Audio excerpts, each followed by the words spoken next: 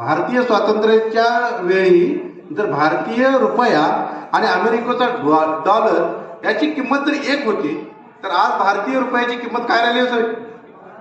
किती रुपये राहिल्या? $1 म्हणजे किती आजचा रेट? 56 रुपये.